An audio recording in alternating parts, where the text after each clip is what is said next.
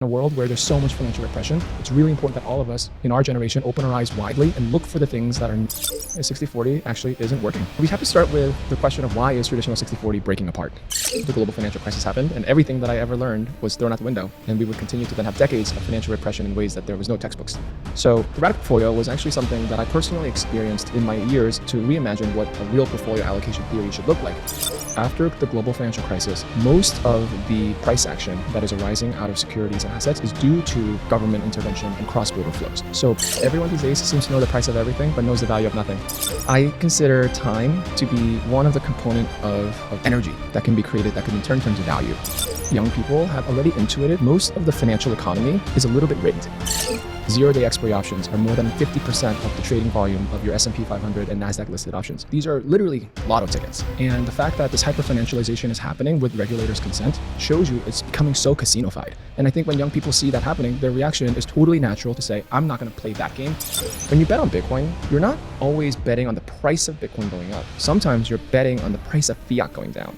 Other companies trying to copy strategy with Solana or with Ethereum. And I'll tell you why. Any lessons you've learned from Morgan Stanley's experience? The number one lesson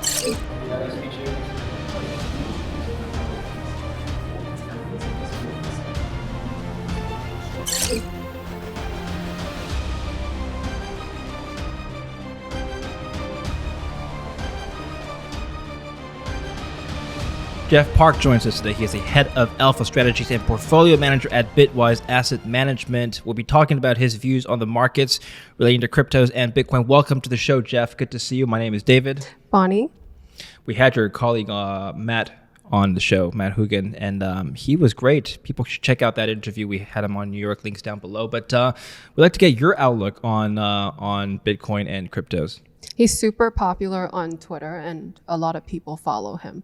And one of the most popular posts was the radical portfolio. What is a radical portfolio? That's a great question. So I grew up learning about traditional economics and finance throughout most of my life. And when I started my career, it was 2008. So you can imagine at the very beginning, 2 months into my job, the global financial crisis happened and everything that I ever learned was thrown out the window. And we would continue to then have decades of financial repression in ways that there was no textbooks. So the radical portfolio was actually something that I personally experienced in my years to reimagine what a real portfolio allocation theory should look like for the future generation. We're all taught about 60-40 pretty early on, 60 fixed income, 40 equities for growth, and that balanced portfolio should give you a diversified upside capture in a risk-adjusted manner. And what I think we're realizing is 60-40 actually isn't working because bonds and equities are more correlated, in fact, now than people have ever expected them to be.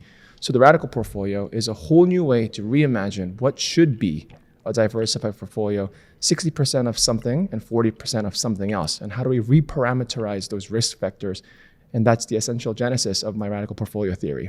So how do you allocate? What is the new theory then? Yeah, so we have to start with the question of why is traditional 60-40 breaking apart? And when you ask that question, what you find is that after the global financial crisis, most of the price action that is arising out of securities and assets is due to government intervention and cross-border flows. So because of the great fiscal expenditures that the entire global monetary order system has been embarking on, the distortion that is coming from the concept of GDP has changed massively. So when GDP includes things like government expenditure as a way to imagine growth, you can kind of imagine, is government spending actually growth in the way that we want to capture it? So bonds are starting to look like risk assets in ways that people used to think bonds were risk-off assets. So once that awakening happens, the question is, 60-40 is actually 100 of something. And what is that 100? And the argument that I would make is that it is 100% of compliance assets. These are assets that we are trading in the world of abundance, where there's a lot of ways to access it through brokerages, and there's financialization, there's leverage, and this is essentially the underpinning of the global carry system as we know it. So what's the ultimate hedge for that? What is the 40% that can hedge the 100% of compliance? And that I call the resistance assets. So now we're talking about assets that are actually difficult to access. These are not things you can buy on stock markets. These are actually somewhat non-fungible in nature, in where they actually cannot be levered. They're one of a kind. So the 40% has to be outside the system in the global carry system as we know it. And that's what gives it a defining unique value. So perfect example of that is gold. And when I say gold, I don't mean GLD, the ETF. I mean physical gold bars, right? Because that represents the ability to be censorship resistant in ways that you remove yourself from the financial ecosystem. Bitcoin also represents a way to express a view on having a resistance asset. And so I list a variety of different alternative things that can fit the profile of what that should be. These things can include high-end art, one-of-a-kind artworks that really are irreplaceable and truly, truly valuable that cannot be replicated. And those things retain value because the scarcity value is actually really important. So the 100% compliance of bonds and equities, the reason why they're not that valuable is because they're printed all the time. So other categories include things like collectibles, Pokemon cards in ways, even though it's a joke, do retain values in ways for certain people.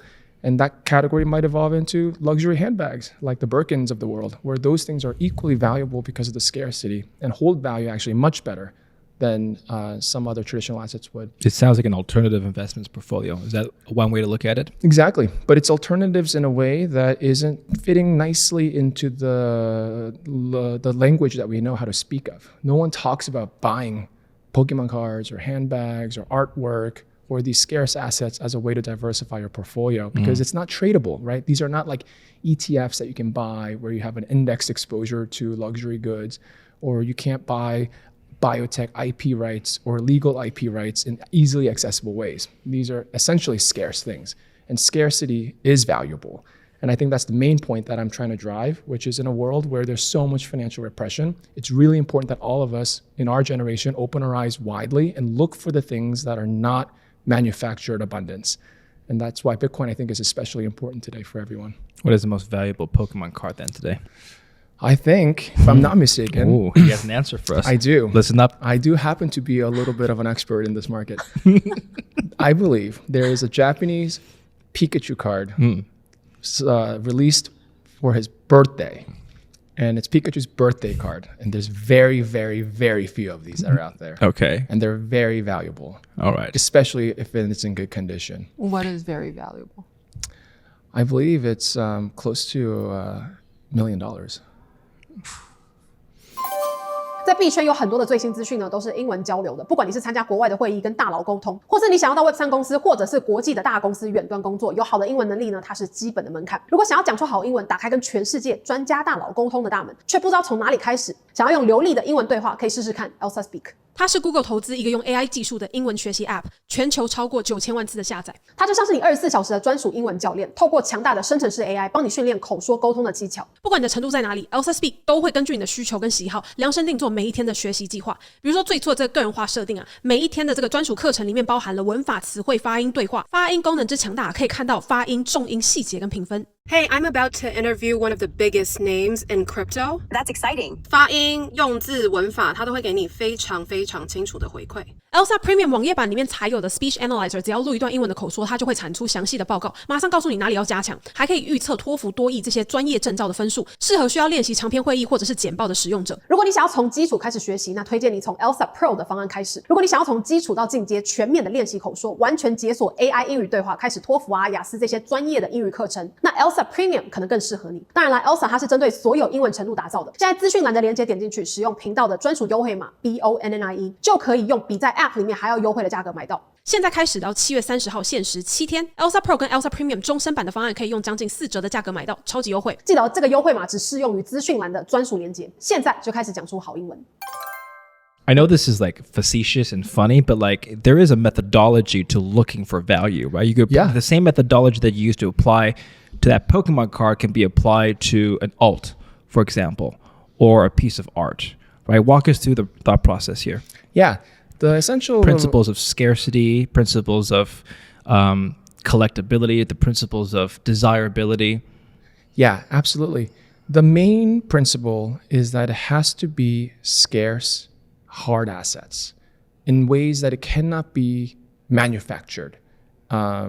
It's even better if it can actually deteriorate over time, so they disappear and the supply decreases. For example, the reason the Pikachu Pokemon card is valuable isn't because there were so many of them. It's because many of them also disappeared throughout the life of its course or the conditions worsened. So those things increase value. It's also why fine wine is a huge category that people buy as a way to store value, because wine also deteriorates over time. So if you protect it and perfect it, the value is exponentially higher. And so scarcity is the most important thing. I would also argue that these assets have some elements of non-fungibility where you can't apply leverage very easily. And because so much of the value driven from equities and fixed income come from the credit system, this is a low volatility kind of situation when it comes to the ability to apply leverage, mostly because the asset is high volatility. And that is actually the inherent quality we're looking for. We want assets that are highly volatile because it has inherent endogenous energy for performance, and it isn't being manufactured to be volatile for the sake of it when the asset itself is not very volatile, which is the entire birthing of the kind of financial system as we know it. Do you go to Bitwise and say, we want 40% in Pokemon cards? Is there like a model you use to allocate how much of your billions to your? This is my personal allocation strategy. Right. I collect a lot of random art. I'm a big fan of Daniel Arsham, for example. Okay. And Daniel Arsham has a following, right? Which is that he combines some kind of street culture with high-end art as well. He's in, meaningful galleries. And the Murakamis of the world is a category. And so those things are useful in your portfolio diversification. I should mention the third piece of what makes these valuable is it has to be somewhat censorship resistant. So this goes back to the notion of opting out of the system, where bonds and equities, you're in a system where you're trading these through brokerages. You're generally not the custodial holders of these securities instruments anyway. Even if you own Microsoft stock, it's generally not in your name. It's in actually the custodian's name on behalf of your name. So true ownership is really important.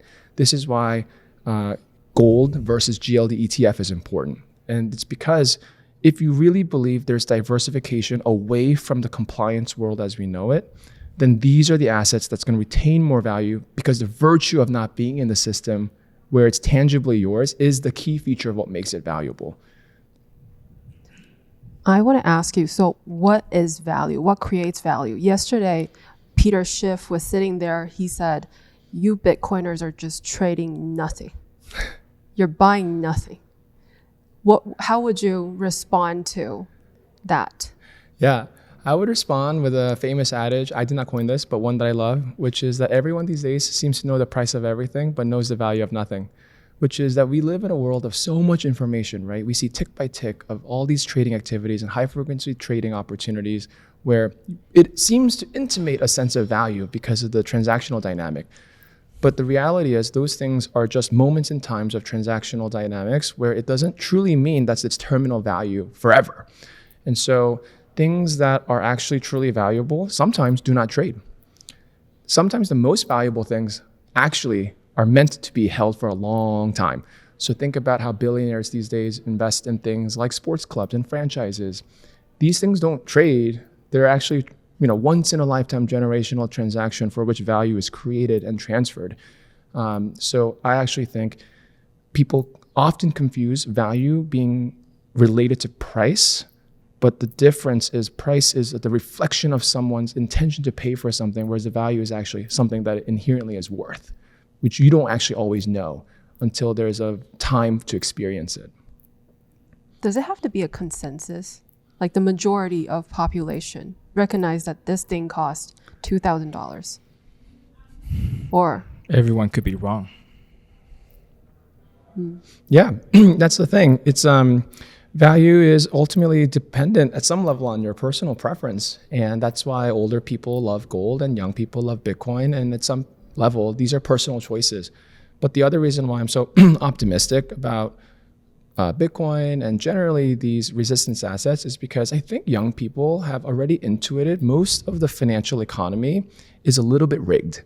So they have this sense of the stock market generally not being healthy. And I actually do think that in some ways our system has failed in promoting that narrative of a healthy, robust market of fair practice. Think about the trends of, for example, nowadays, 0-day expiry options are more than 50% of the trading volume of your S&P 500 and NASDAQ listed options. 0-day expiry options, right? These are literally lotto tickets. And the fact that this hyper-financialization is happening with regulators' consent shows you it's becoming so casino-fied.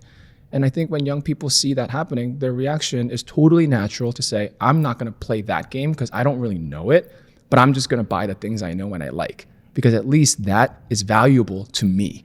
And other young people say that is valuable to me as well. And I think actually that's what ultimately creates value as we come to appreciate it.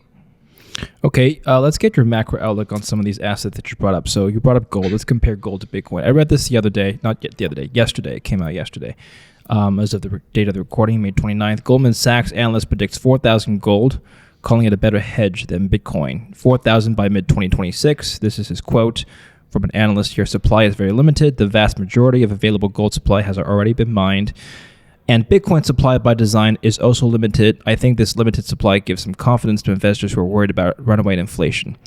The geopolitical forces behind gold are then later discussed. Part of the reason why investors flocked to gold post 2022 was the weaponization of the dollar and the loss of trust of U.S. treasuries. Prior to that, we had people rushing to treasuries and the dollar for safety, but loss of confidence brought them to the yellow metal is one argument. Anyway, can you just evaluate what I said as well as what the Goldman Sachs analyst projection has? Yeah, I think gold is inherently valuable because it has a long track record of being perceived valuable by a global population. This goes back to your original question as to who finds and determines value. And gold, without a doubt, has the longest proven track record. When I got married, I was gifted gold. When I had children, my family gifted me gold. And all of these constructs come from the notion that these are hard assets that allow you to opt out of having fiat economy. And especially if you think that these things can be transportable, then it's actually even more interesting to think about the kinds of flight risks and the most tail edge of events where people are trying to participate a protection for. So I think in that sense, the psyche of gold is real.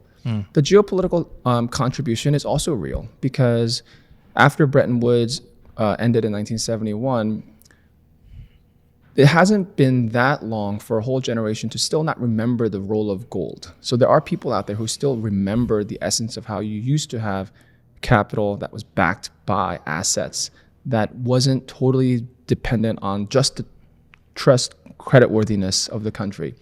And so that trend is important because if you think about revisiting a world where we return back to like a price specification mechanism, like a gold standard, then gold will come back. And actually, a lot of the government institutions are buying gold and the central banks are participating because they're looking at gold as the hedge for the day in which that will contribute to collateralizing a new world order. So to me, this makes a lot of sense. Okay, and just the other side of the equation, I'll pass it back to Bonnie. He compared it to Bitcoin, calling it a safer hedge than Bitcoin. This is his quote regarding Bitcoin. Bitcoin is more volatile and sensitive to drawdowns, more positively correlated with tech equities. Bitcoin and equities both do well when risk sentiment is positive. So that partly may contribute to the riskier aspect. Can you evaluate what he just said there? Yeah. So I think it's easy to dismiss volatility as a feature that is a net negative. But actually, what I would argue is young people actually embrace volatility. Some of that, I think, is a generational trend where they realize that the opportunity cost is way too high to not experience volatility to achieve some level of wealth creation. But the reality is, volatility, again, is a path-dependent outcome where the only thing investors really care about is the terminal value. So if you really believe Bitcoin is going to be valuable over a long period of time, people can weather the volatility.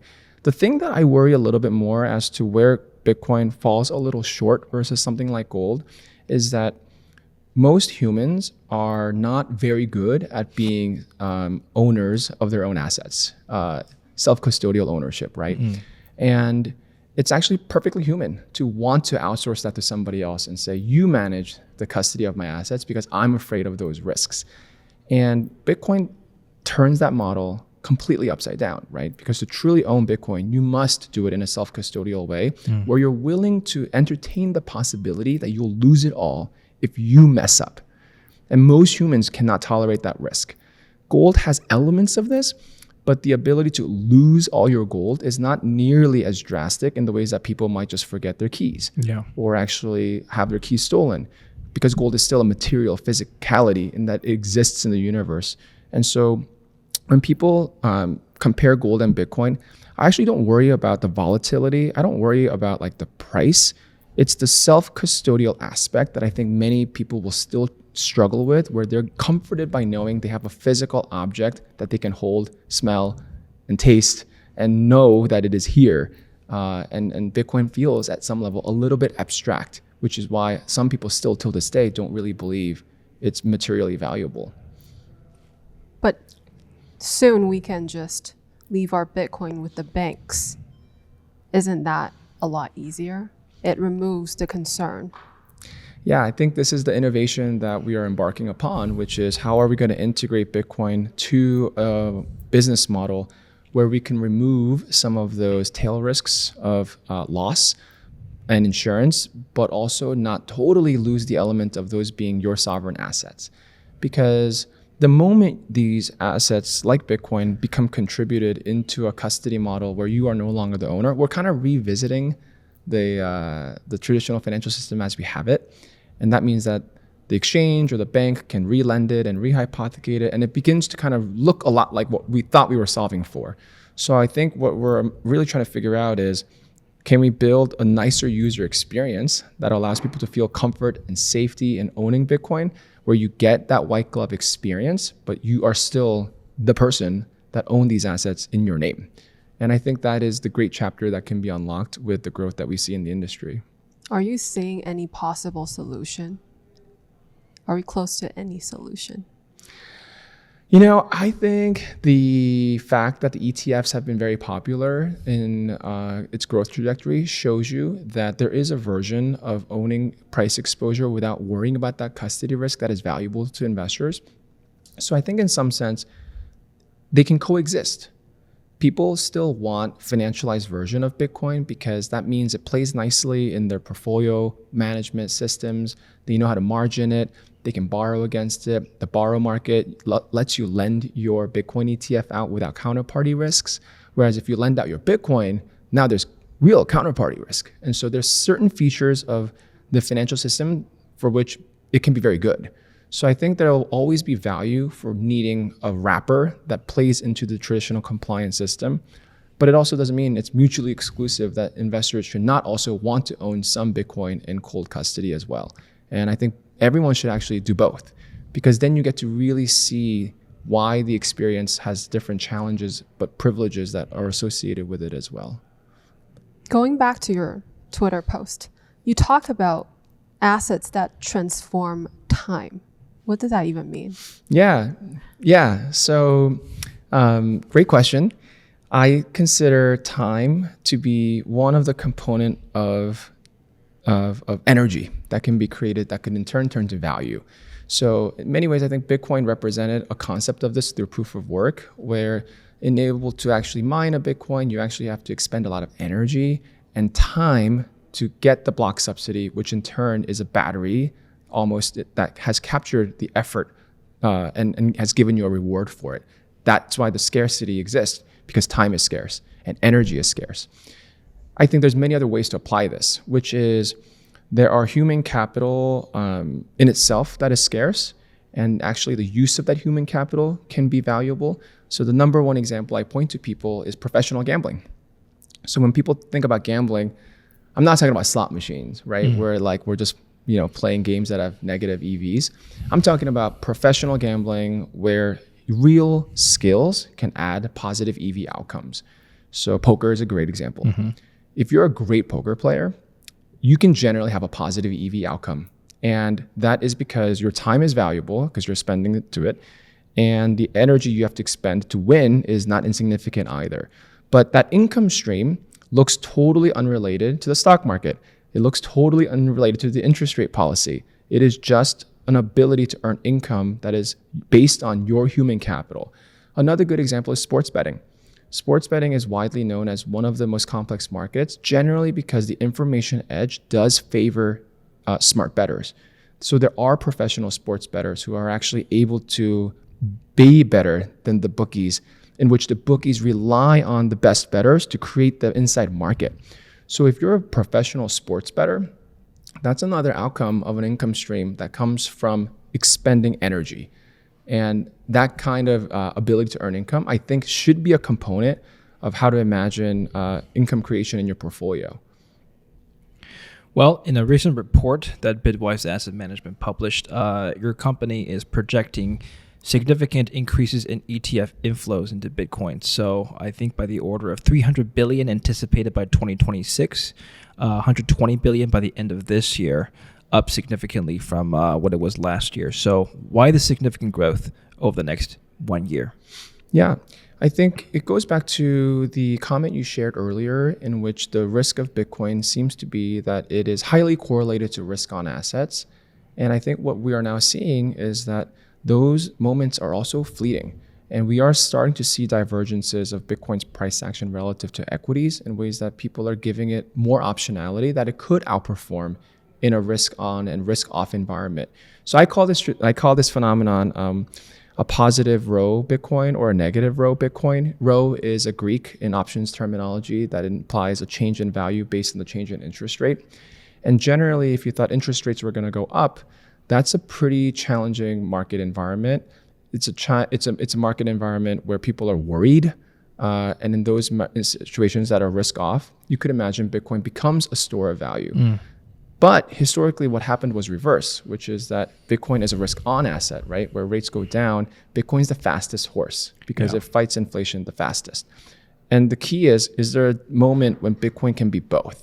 And I think what you're seeing is through the volatile path, if you zoom out and look at the long history of Bitcoin's price action, it is actually both positive row and negative row, depending on the market environment. And I think that's why Bitcoin's valuable, and people are realizing there's now over 10 years of track record of having demonstrated this. And so the Bitcoin ETF lets you access it in ways that people can build their portfolios thoughtfully. And financial advisors are finally understanding this use case where it is no longer a scandalous conversation to potentially suggest this being important, especially after US credit ratings was downgraded most recently. And this issues with fiscal expenditures is becoming an everyday topic of conversation. I misspoke. It wasn't just ETFs as the primary source of inflow. It was $400 billion of inflows into Bitcoin overall. But that was actually my next question. Break it down for us. Percentage roughly of that 400 billion being ETFs or spot or futures or, layer twos, whatever the case may be. I think that the ETF market is going to be relatively large at a global scale. And we have to remember, we still don't have ETFs in many markets yet. For example, Korea does not have a Bitcoin ETF yet. And so those wrappers are still growing at a global scale, and they are going to become important because, like I said, many humans do not want to actually deal with the self-custodial risk of Bitcoin. And I think that is a feature you have to acknowledge that people find valuable. And so that will be complementary to those who actually still want to own Bitcoin directly because they find that to be culturally aligned with the mission. But I think what you'll see is most people are economic investors and they want to earn the best profit opportunities. And having it in the ETF wrapper just lets you do more things from a financialization perspective, right? Think about the popular basis trade where you go long the spot Bitcoin asset and you go short the Bitcoin futures and you're able to collect that spread. Those kinds of trades become a little bit easier when you're using traditional assets that allow cross-margining with your prime broker. A little bit more challenging to do it with crypto assets, today at least, on a capital efficiency basis. So I think those kinds of reasons give you a little bit of like a financial edge to owning the ETF wrapper for now than it might be for the spot asset. Earlier you talked about art or cards. Is it easier to trade those things if they're on chain? So that means you might be a believer of RWA. There are a lot of people out there that don't believe it. They're like, we want our art on the wall. We want to, be able to touch the gold. Break it down for me. Yeah. I think RWA is a fascinating trend and one where people apply different versions of what they expect that to capture.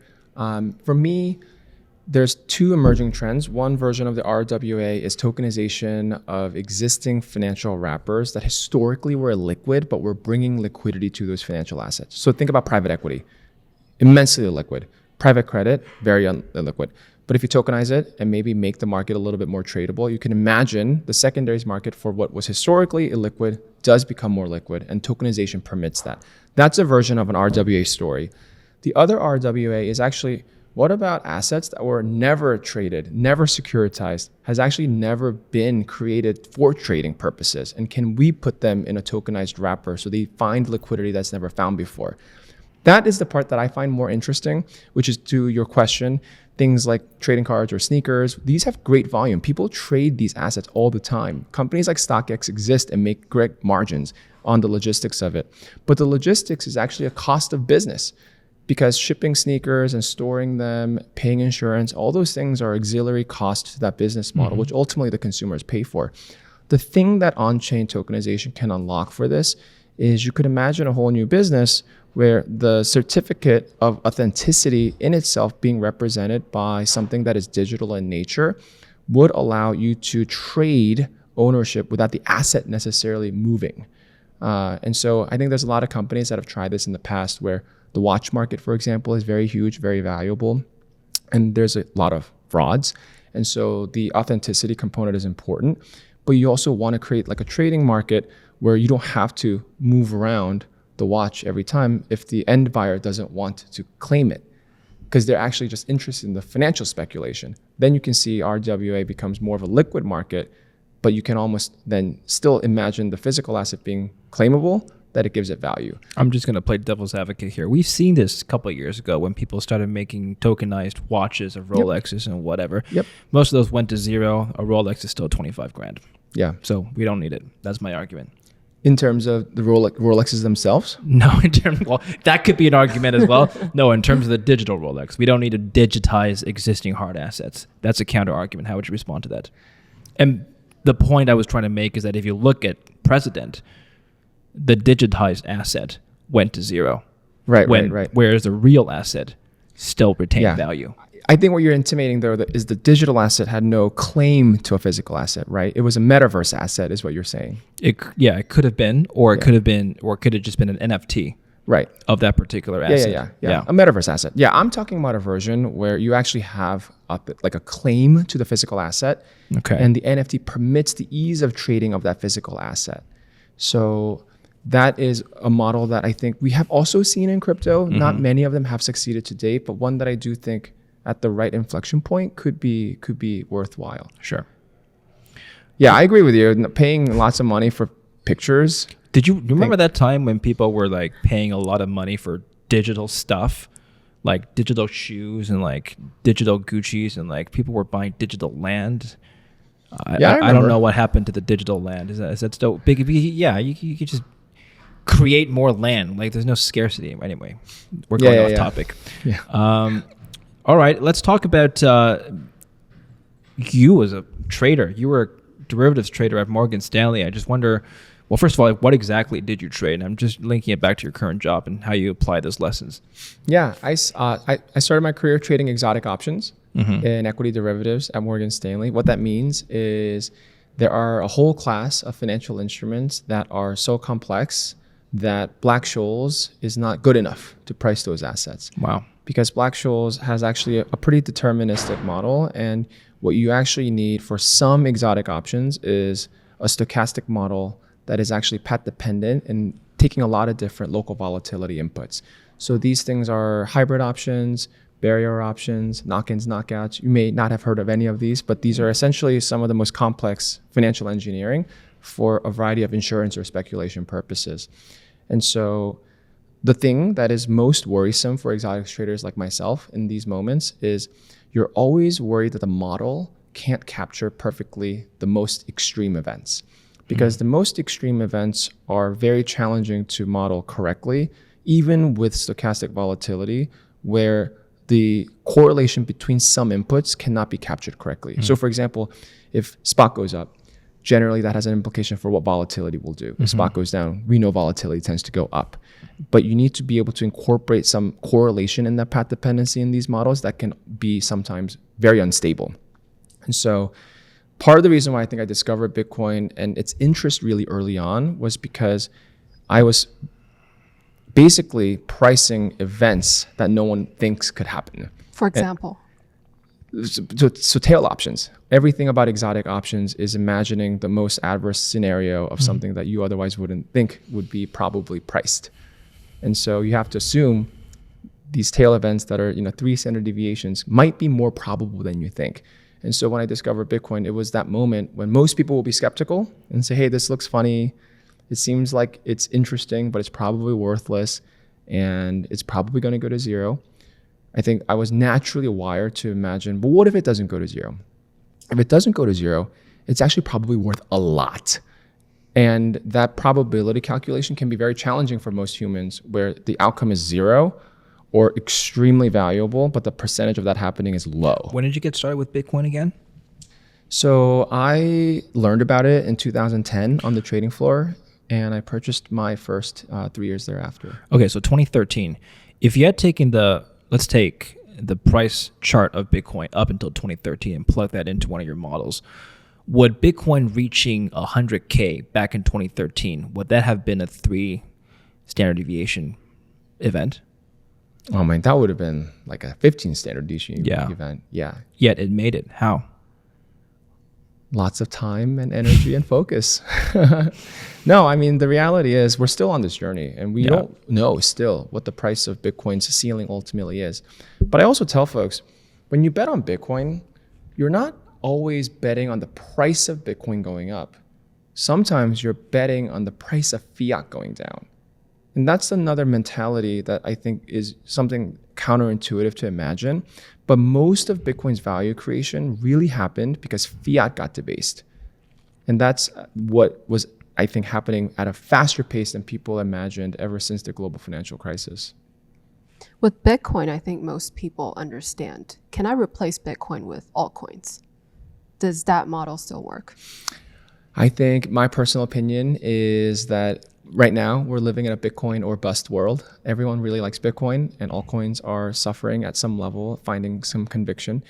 But I think with clarity in market structure and utilities around these things existing for financial purposes that are more than just mimetic trading, could imagine that altcoins could be useful.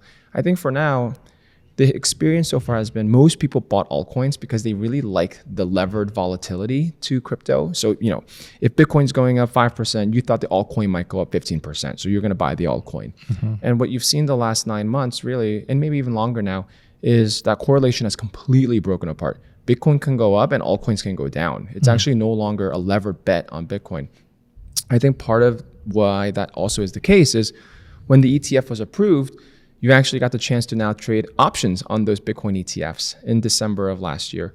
So actually, if you want levered Bitcoin exposure, you can just trade call options on Bitcoin instead. And is that why the altcoin market is less active now than before? I'm just speculating here because if I wanted to be a degen, instead of buying some meme coin, I could just buy options on Bitcoin. That gives me the same kind of high. Exactly. You get the same kind of experience, the thrill of the ups and downs with levered exposure, and it's safer because the basis risk is gone. You don't have to worry about the Bitcoin and Helium relationship or the Bitcoin and the Solana relationship. And so Bitcoin options make a ton of sense. And the second thing that happened is these Bitcoin treasury companies came along, right? The MicroStrategies of the world. Those are also more volatile than Bitcoin. And so I consider both Bitcoin options and the rise of these treasury companies like the MicroStrategies, the MetaPlanets, are all taking volume away from altcoin trading, where retail investors are choosing to just bet differently on the degenerate kind of betting, as you would describe it, where these companies, these securities are serving that interest with a little bit cleaner basis risk to the actual exposure you want, which is Bitcoin. There are other companies trying to copy strategy with Solana or with Ethereum. Do you think it works? I'm really excited to see if it will work. I'm optimistic that it can find some product market fit, and I'll tell you why. I think Bitcoin has worked so far because everyone believes Bitcoin is valuable, right? So you can borrow against it and people are willing to give it some credit worthiness. So strategy is able to tap into the credit market because having a certain amount of Bitcoins gives those lenders an appreciation to think that there's value for them to recover. So the first thing is you must believe these asset collateral is valuable. And Bitcoin succeeds in this in every dimension. You might argue this doesn't succeed with any other asset today in crypto, such as Ethereum or Solana. Some will disagree and some will otherwise agree. That's an open question. I'm excited to see how people underwrite, but I'll tell you why these treasury strategies work in addition to the credit collateral. One is it works if the underlying asset is volatile, because the leverage on volatility is what is creating value for these corporate treasuries. And Ethereum and Solana happen to be both more volatile than Bitcoin. So that's +1 for ETH, +1 for Solana. That's advantageous. The other thing is Bitcoin is, today at least, a fairly dormant passive asset. Like, it exists and people kind of let it be. You don't really earn income off. You don't stake it. You know, it lives in cold custody. You put it under your mattress. It looks like gold. But Ethereum is not, right? Everyone knows in Ethereum, you actually kind of have to participate in the network security to earn the incremental yield that is provided by proof of stake, where restaking has emerged as a theme. And there's other things that you can do with ETH that gives you incremental yield than actually just keeping it in cold custody. And ETFs don't actually do that just yet, but these operating companies might be able to do that.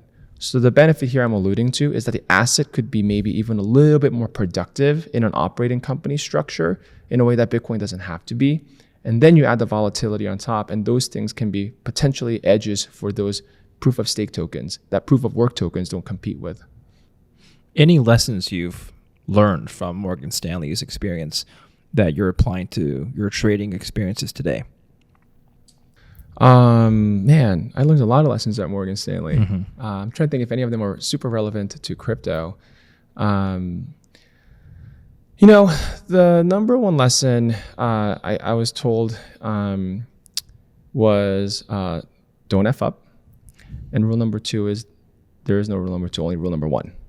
And I think in crypto, it's very easy to participate in some of the more speculative things that are out there and look pretty experimental. And I think I try to be a little bit more conservative in being able to access some of those new opportunities where we do have lots of exogenous risk factors there in even brands of protocols that you would think were fairly blue chip. And so I always have this kind of devil in the back of my head sharing those rules from Morgan Stanley that makes me wait just a little bit more before I click some buttons. And that's why I think maybe at some point I'm a Bitcoin maxi too. So you have gone through the period of time where you bought altcoins.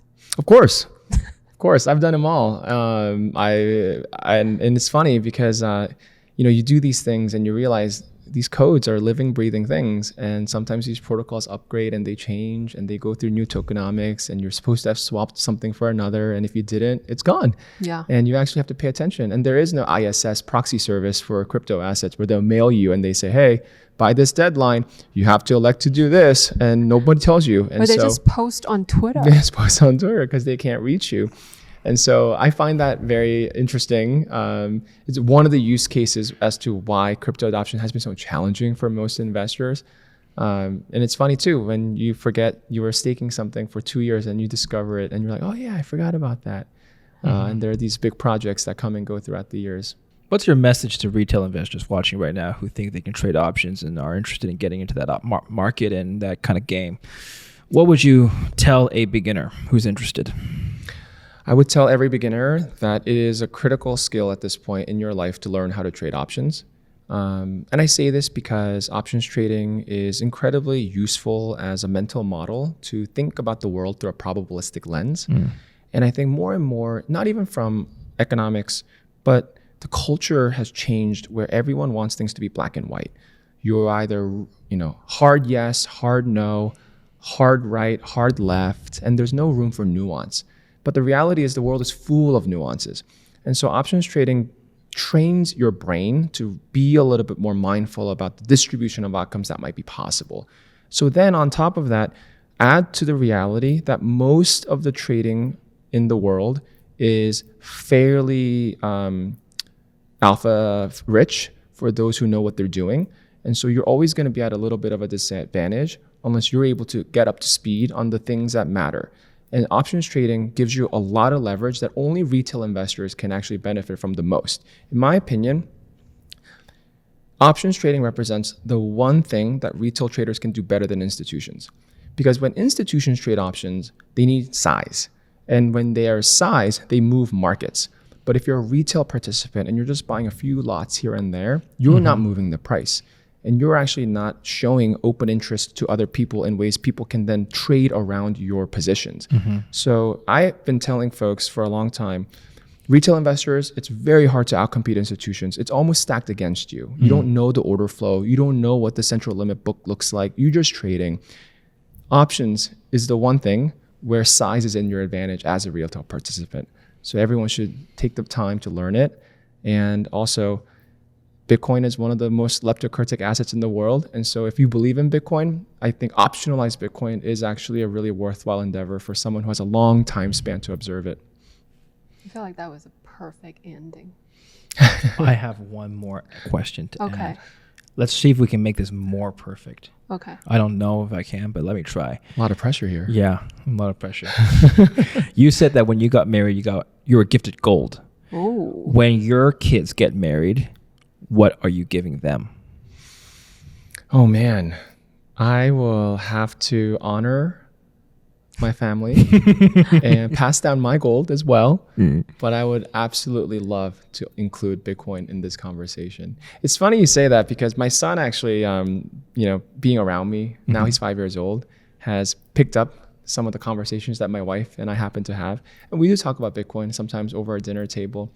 And every now and then he'll ask, Daddy, like, what's the price of Bitcoin?